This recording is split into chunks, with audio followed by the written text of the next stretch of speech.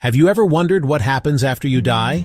It's a big question, and today I want to share what Jamaican Seventh-day Adventists believe about this mystery.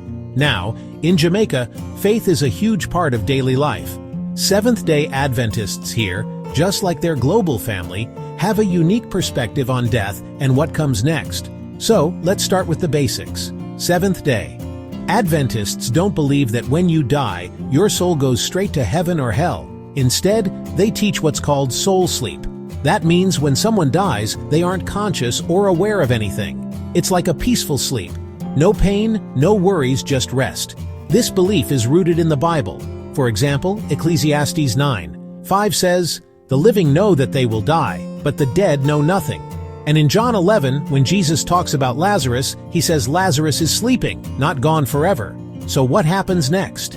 Adventists believe that when Jesus returns, there will be a resurrection. That's when those who have died in Christ will wake up from their sleep and be given new eternal life. It's a message of hope.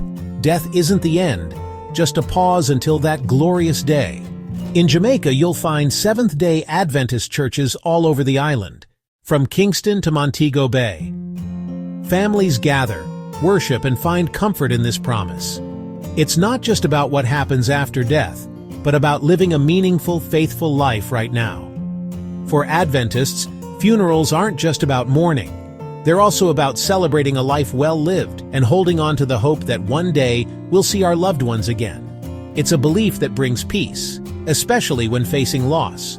So to sum it up, Jamaican Seventh-day Adventists believe that when you die, you rest peacefully, waiting for Jesus to return.